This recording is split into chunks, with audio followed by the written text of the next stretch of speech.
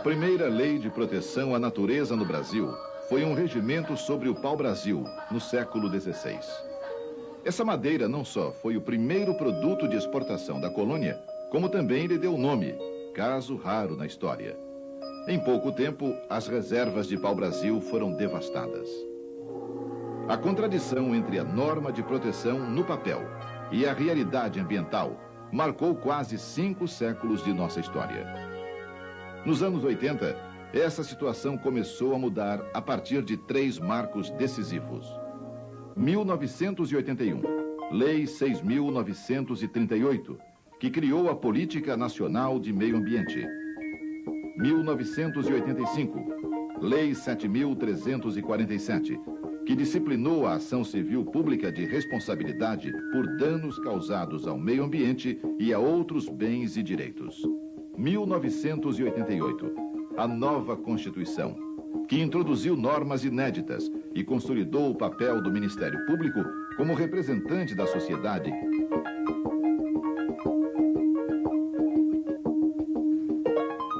Para ter uma noção de direitos e deveres relativos ao meio ambiente, nada melhor que começar pelo título 8, capítulo 6 da Constituição. Nele se resume o sentido das inumeráveis normas jurídicas que já existiam sobre o tema. No capítulo 6, e em outros artigos esparsos em seu corpo, a Constituição inscreve as regras abrangentes, que, se obedecidas, abrem novas perspectivas para a proteção ambiental no Brasil.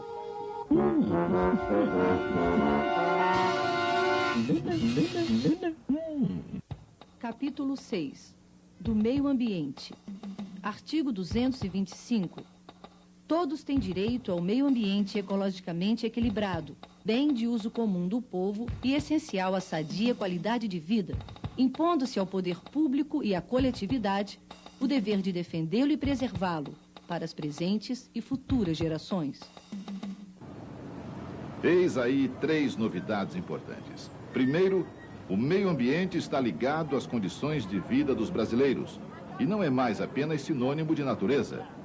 Segundo, o meio ambiente é valor que pertence a toda a sociedade e não a uma pessoa ou grupo. Terceiro, pertencendo à sociedade, cabe a ela também defendê-lo e preservá-lo. O artigo 225 desdobra-se em 6 parágrafos e 7 incisos. Eles podem ser ilustrados por casos concretos que mostram como a legislação ambiental está ligada ao cotidiano da população.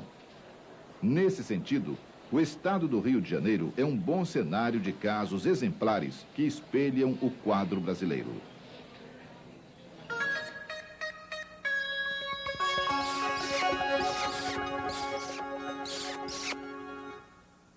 Artigo 225, parágrafo 1º, inciso 6. Incumbe ao poder público promover a educação ambiental em todos os níveis de ensino e a conscientização pública para a preservação do meio ambiente. Escola Pública no Catumbi, bairro do Rio de Janeiro. O meio ambiente, para mim, é o conjunto de animais, vegetais e de seres humanos. Ecologia é o sistema... esqueci. É a ciência que estuda o meio ambiente, várias coisas. Estuda os animais, os vegetais. Não, é que eu esqueci, eu já estudei bastante isso, é que eu já esqueci. Esta classe se preparou para a filmagem. Na verdade, tanto a educação ambiental como a conscientização pública sobre o tema são muito precárias no Brasil. Fui convidado, há 4 anos atrás, para uma escola de Niterói, para a 2ª aula de educação ambiental. Eu cheguei nessa escola e vi pela janela morro, favela, desmatamento, leptospirose. No entanto, a aula de educação ambiental falava de girafas e elefantes, que são bichos que nem existem no Brasil. E, no entanto, a vida dos bairros, o cotidiano das pessoas, a história da degradação da cidade real não aparecia nessa aula.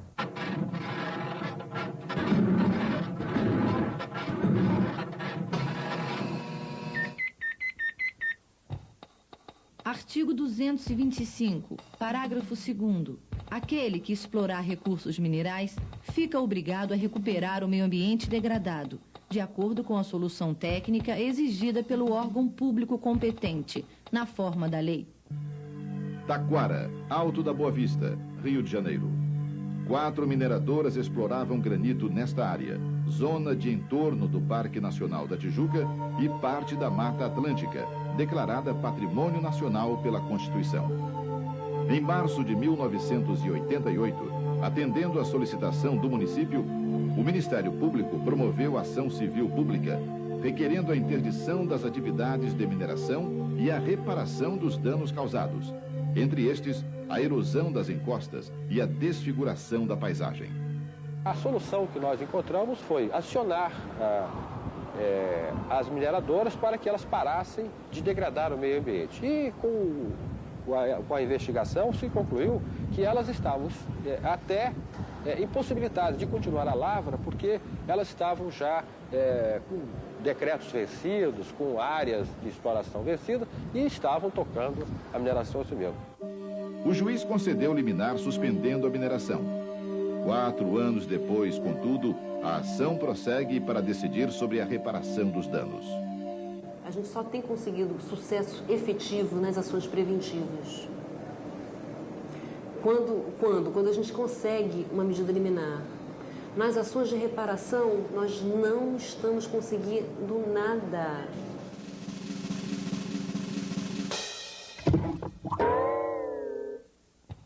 Artigo 225, parágrafo 1º, inciso 4.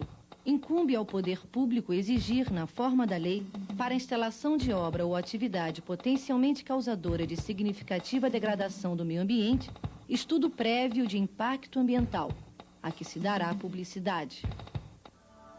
Barra da Tijuca, principal área de expansão do Rio de Janeiro. Há 20 anos tinha 24 mil habitantes. Hoje tem mais de 100 mil. Em fins dos anos 70, o governo estadual projetava a construção de um emissário submarino para lançar, sem qualquer tratamento, os esgotos da Barra e da Baixada de Jacarepaguá.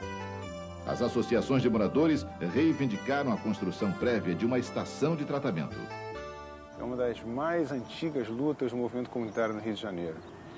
E um exemplo muito bonito de como é que a sociedade pode se unir nessa questão ambiental, né, para obter resultados concretos.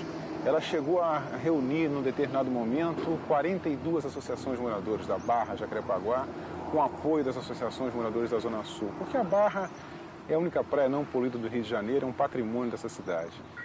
Em julho de 1986, as associações acionaram o governo estadual, pedindo a realização de um RIMA, Relatório de Impacto Ambiental. O governo resistiu, mas afinal foi obrigado a ceder. Eles fizeram um relatório de impacto ambiental, foi submetido a uma audiência pública, compareceram mais de 600 pessoas, foi inclusive uma audiência bastante tumultuada, porque as pessoas ficaram indignadas com a proposta, com a forma como esse relatório de impacto ambiental foi manipulado, uma verdadeira manipulação de dados, e nós demonstramos isso cabalmente. Quando se trata de avaliação de impacto ambiental, por exemplo, governos, de um modo geral, se mostram muito refratários à ideia de que as suas atividades devam ser precedidas desses estudos. Não só porque os estudos são caros, mas também porque eles são, por definição, lentos. Mas, no caso da Barra, foram as audiências públicas em torno do RIMA que permitiram um acordo com o governo estadual, em 1990, para a construção da estação de tratamento. O mar está preservado, mas enquanto o projeto não fica pronto, o sistema de Lagoas da Barra continua sendo poluído.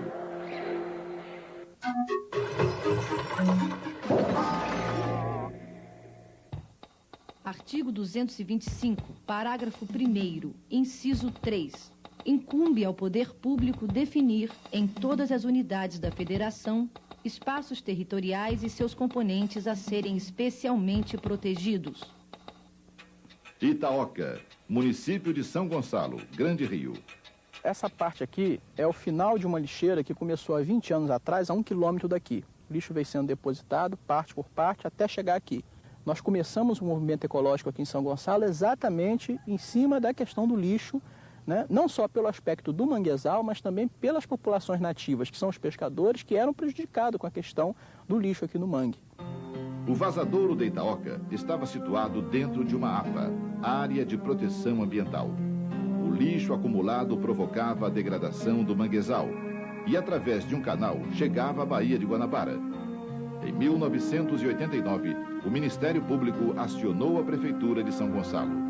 Nós pedimos para que eles parassem de jogar lixo, para que eles aterrassem provisoriamente aquele lixo que já estava lá, com uma camada de aterro de 10 centímetros, tudo de acordo com a deliberação da FEEMA, tá? E para que recuperassem aquela área de manguezal que tinha sido destruída pelo lixo, sendo que uma parte dessa área provavelmente já está perdida. Em janeiro de 1990, a Justiça concedeu medida liminar e o vazadouro foi oficialmente desativado. Mas o manguezal ainda corre perigo. Só que foi aterrado, mas não houve fiscalização. Embora haja condições para ver essa fiscalização, porque todo caminhão que traz lixo para poder entrar nesse lugar aqui passa por uma portaria lá na frente com uma balança. Quando entra os caminhões da fábrica de sardinha para jogar esse óleo, quando entra caminhão de estaleiro naval para jogar resto de casco de navio aqui, as pessoas na portaria sabem disso. Então, há a possibilidade de fiscalizar, há a possibilidade de se cumprir a lei.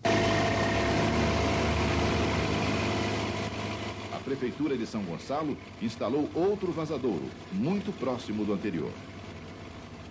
Então, eles pegaram a lixeira e colocaram a 500 metros da APA, né? Bom, olha, nós não estamos mais dentro da APA. Ora, mas o líquido que sai do lixo, que é o chorume, esse líquido entra, ele percola, né? Quer dizer, ele entra por dentro do solo, entra no canal Tambor, que é o canal que passa perto desse lixão, e vai de novo para a Baía de Guanabara.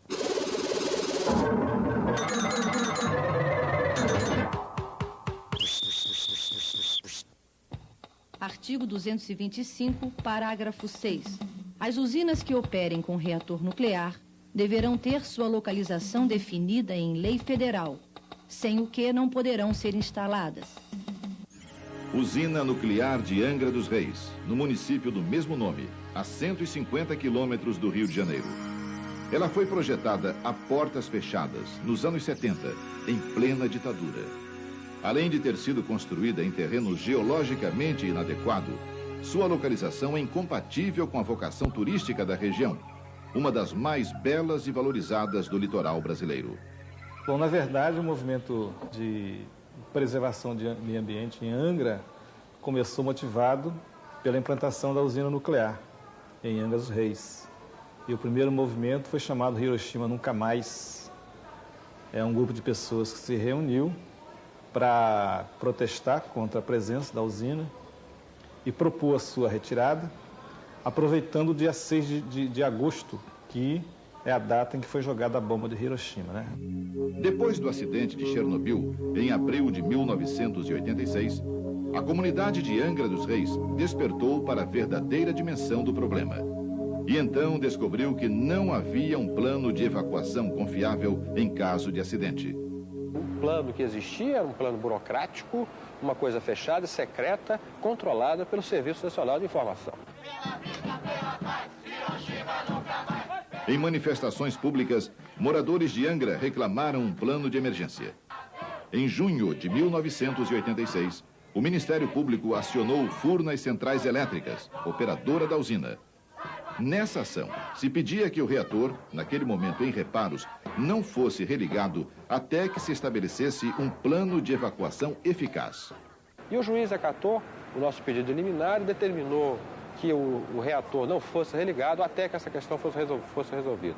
Mas, numa manifestação do governo federal, que entrou logo no processo, em Brasília, alegando que se o reator ficar desligado, Rio e São Paulo ficariam prejudicados no abastecimento de energia, o Tribunal Federal do Recurso, 8 dias depois, suspendeu a eficácia dessa liminar. Mas, de qualquer maneira, despertou a opinião pública e o problema foi trazido à baila. O plano de emergência, que era secreto, deixou de ser secreto e a comunidade passou, então, a discutir mais detalhadamente essa questão. Nos últimos anos, o Exército tem coordenado exercícios simulados de evacuação, mas ainda há dúvidas quanto à eficácia do plano. nós achamos que não funcionará. Por quê? Porque o plano está calcado na confiança em que o Exército virá a Angra dos Reis fazer a retirada da população. E nós acreditamos que isso seria inviável no momento de tumulto. Nós estamos propondo uma coisa diferente, que nós, em Angra dos Reis, aprendamos a sair se for preciso. Em janeiro de 1989, um alarme falso que soou acidentalmente na localidade de Vila do Frade mostrou a precariedade da situação. Deu um raio no alarme e o alarme tocou, todo mundo ficou correndo para lá e para cá. Eu senti medo porque assustou as pessoas. Eu corri junto com a minha mãe. Todo mundo se assustou, quem não ia se assustar? Eu saí correndo, eu, minha mãe, meu pai. Minha mãe saiu de casa correndo, ela se assustou. A menina estava no dia de... Ela estava com o neném já, aí se assustou também, desmaiou.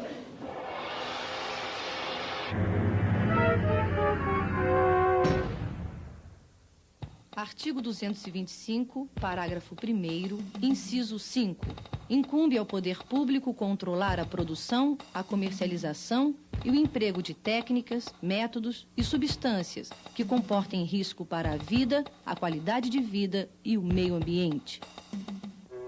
Baía de Guanabara, Niterói. A indústria de construção naval é uma das mais importantes do estado do Rio de Janeiro. Nos estaleiros, onde a entrada de nossa equipe de filmagem não foi permitida, a limpeza dos cascos é feita através do jateamento de areia. Essa técnica foi proscrita em quase todo o mundo, porque a poeira formada pela areia provoca a inflamação e o endurecimento do pulmão dos operários, a silicose. Em 1991, uma campanha contra o jateamento de areia mobilizou os trabalhadores. A areia, ela é jogada no casco do navio com 800 libras de pressão. Então ela se fragmenta assim de maneira, quer dizer, minúscula mesmo, é partícula assim microscópica. Ela entra poeira por aqui por baixo, e entra poeira. E outra, o ar do capacete, com o compressor, você entra óleo pelo ar do capacete, aquele óleo vem pelo arzinho do capacete, você tira o capacete, entendeu? Quando os cabos de jateado você vai tirar, isso aqui está cheio de óleo, diesel. O número de doentes estava começando a aumentar muito. Nem tanto quanto a gente tem hoje, mas a doença, quer dizer, eu sempre digo o seguinte, que você tem um movimento de ocultamento da doença profissional pelas empresas.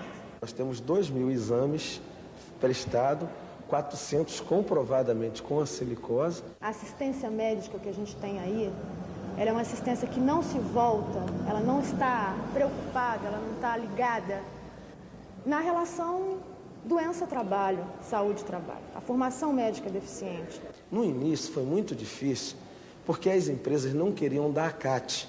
A CAT era a comunicação de acidente de trabalho, que o trabalhador iria para o acidente de trabalho, iria para tratamento, se aposentava com seu salário normal. Mas isso, as empresas não queriam dar a CAT, porque ela poderia responder processo de responsabilidade civil. O que o senhor fez? Eu não fiz nada, eu estou encostado. Encostado ganhando salário mínimo? Ganhando salário mínimo. Para os companheiros terem uma ideia, nós temos hoje o companheiro, por exemplo, de Djalma, que é um companheiro que contraiu a silicose, um companheiro que está morrendo, um companheiro que está com a barriga, está operado, e nós não conseguimos aposentar esse trabalhador. Eu sinto muita dor nas pernas e falta de ar. Tem noite para mim dormir, eu tenho que fazer esfreguição nas pernas, entendeu? Sol, só andar um pouquinho de bicicleta, dá uma dor no pulmão que eu não aguento. Tem uma dor mesmo legal, que é assim você parar, aí dá aquela dor e... Somos a faixa de 30 anos de idade. O tempo que eu fiquei aqui dentro do sindicato, por exemplo, foi um tempo assim, de um sofrimento intenso para mim. Porque eu saía daqui todo dia vendo pessoas da minha idade morrendo com falta de ar. Falta de ar, não consegue mais ir no banheiro, não consegue mais levantar para passear, ele não consegue mais se divertir, ele não consegue mais trabalhar, ele não consegue mais viver. A questão da saúde do trabalhador é uma ferida só. E é uma ferida purulenta, nojenta, sabe? Uma ferida que fede. No mesmo dia desta filmagem, a Assembleia Legislativa do Rio de Janeiro, por iniciativa do deputado Carlos Mink, aprovou o projeto de lei que obriga os estaleiros a substituir a areia pela limalha de ferro ou de cobre. Até recentemente, o operário corria atrás do salário. E quando ele pensava em poluição, ele corria atrás do adicional de insalubridade, que vem a ser a venda dos seus pulmões em suaves prestações mensais, porque é disso que se trata. Recentemente as coisas começaram a mudar e a discussão sobre saúde do trabalhador e tecnologia, ou seja, ecologia do trabalho, começam a mobilizar os trabalhadores.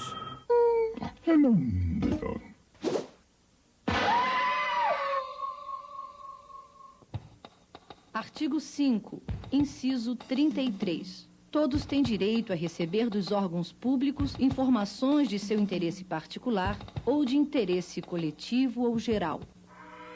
Cidade dos Meninos, Duque de Caxias, município do Grande Rio. Esta fábrica em ruínas é o cenário de um crime ecológico. Em 1950, o Instituto de Malariologia, do então Ministério da Educação e Saúde, inaugurou uma fábrica de hexaclorobenzeno, o BHC. Conhecido como pó de broca, o BHC é um pesticida altamente tóxico. Em 1957, a fábrica foi fechada e toneladas do produto foram abandonadas no local. 32 anos depois, a imprensa denunciou a comercialização clandestina do BHC nas feiras livres de Caxias. Em agosto de 89, a Fundação Estadual do Meio Ambiente, FEEMA, retirou 40 toneladas de BHC semi-embalado das ruínas da fábrica. Segundo a própria FEEMA, ainda restam 300 toneladas de pó de broca, com risco de contaminação para mais de 700 pessoas que moram num raio de 2,5 km da fábrica. Por que você está cavando aí, Miguel? Bem, isso aqui é BHC.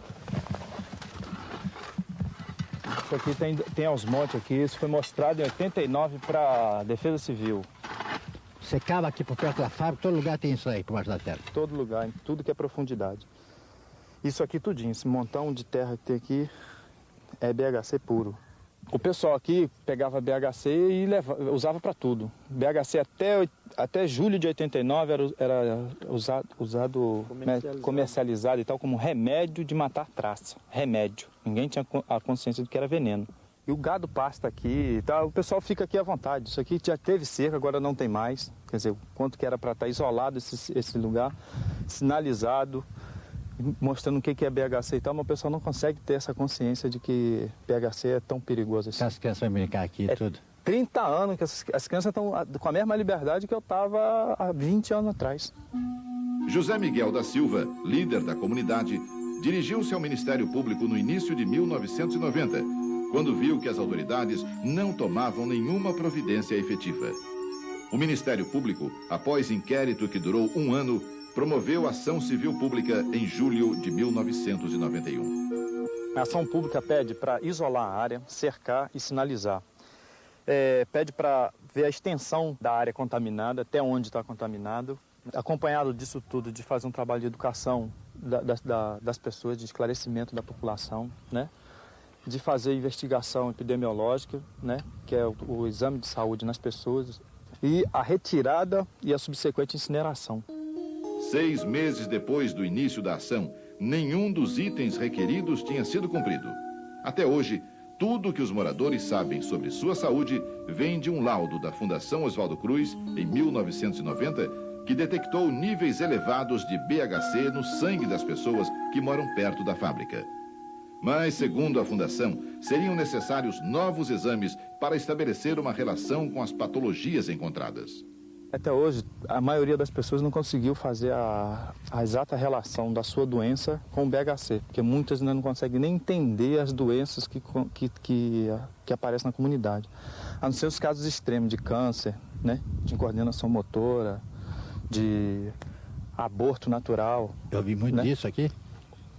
De câncer teve muito. Câncer a gente tem uns 14 casos aí nos últimos 10 anos. Isso entre quantas pessoas? Isso num raio aí de umas 10 famílias. Eu tenho uma irmã falecida, que ela faleceu de câncer, mas eu não posso afirmar se a causa foi essa. Mas eu gostaria de saber se é, porque eu fui criado aqui, nasci aqui, tenho meus filhos, que são, entendeu? Eu gostaria de ver se isso poderia afetar mais tarde. E essa coisa do pó de broca prejudicou a família da senhora? Prejudicou a mim, meus filhos, né? Infelizmente tem essa daqui, que faleceu com 19 anos com câncer. Quando foi isso? Em 82. E o meu irmão também, que morava aí pegado, também morreu de câncer. O senhor ficou doente por causa do pó de broca, o senhor acha? Não sei, eu não posso dizer uma coisa corretamente, porque Faz 6 anos que está... Faz 6 anos que eu estou assim. Tem caso de um irmão, do meu irmão, com 19 anos, que tinha coordenação motora aos 9 anos de idade e veio falecer de câncer no fígado aos 19 anos. Finalmente, 2 anos e meio após a descoberta do pó de broca na área, as autoridades tentam apressar um início de solução para o caso da Cidade dos Meninos, através de um convênio entre órgãos estaduais e o Ministério da Saúde.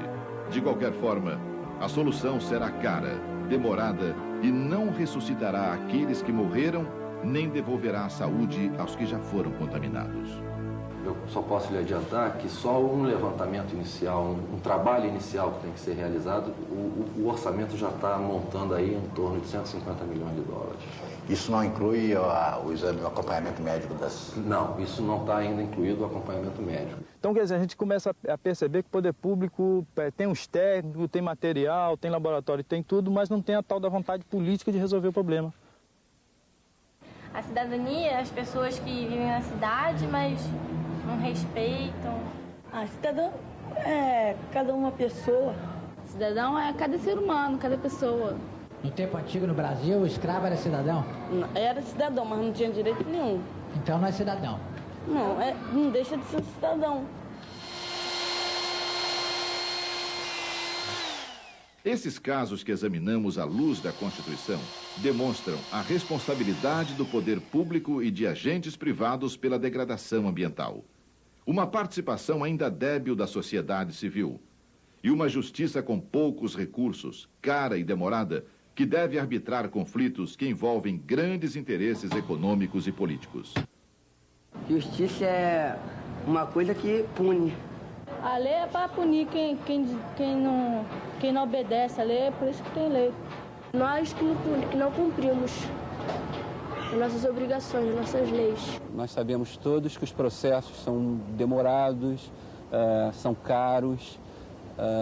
Existe da parte dos próprios juízes, dos magistrados, dos juízes de segundo grau, uma formação jurídica que tende a privilegiar o interesse privado.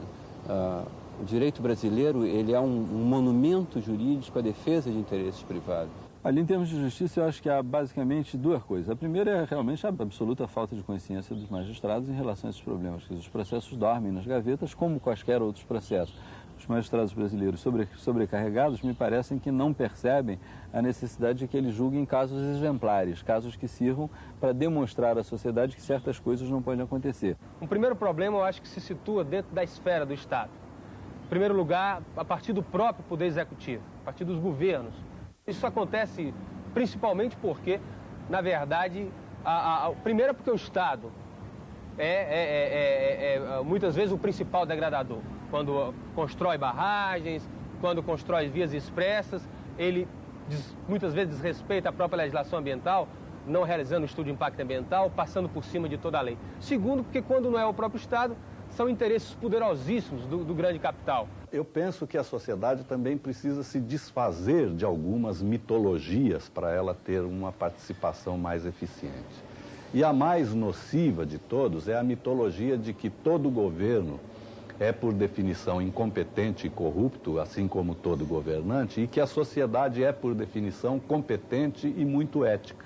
Isso não é necessariamente verdadeiro. Tem muito governante competente e honesto E tem muita incompetência na sociedade também, que reivindica muito, mas não é capaz de apresentar propostas concretas, projetos concretos.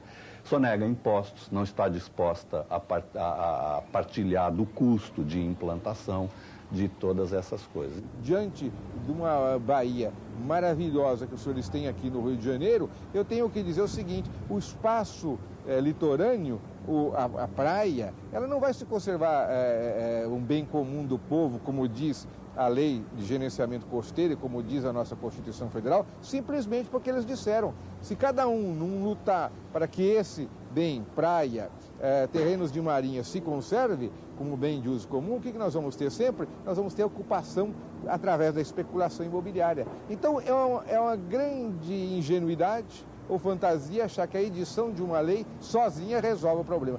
Ela resolve no seguinte dado: se não houver a lei, o juiz não tem um instrumento para guiá-lo. Não podemos acabar com a natureza, pois sempre precisamos dela. Sem ela, nossa vida corre risco. Vamos acabar com isso, vamos dar um aviso. Por favor. Apesar de todas as dificuldades, os casos mostrados nesse vídeo e muitos outros em todo o país demonstram que já existem pessoas em todos os quadrantes da sociedade, militantes de associações de moradores e de entidades ambientalistas, operários, especialistas, legisladores e funcionários e administradores públicos que estão dando corpo e vida à legislação ambiental. Essas pessoas só puderam participar e intervir nos conflitos porque, a partir de sua prática social, passaram a conhecer as leis existentes, que abrem ricas possibilidades de ação.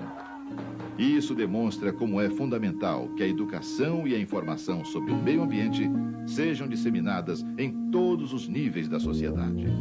Assim, muito pode ser feito desde já, mas o meio ambiente só será protegido como um direito das populações no quadro de uma ampliação e consolidação dos direitos da cidadania.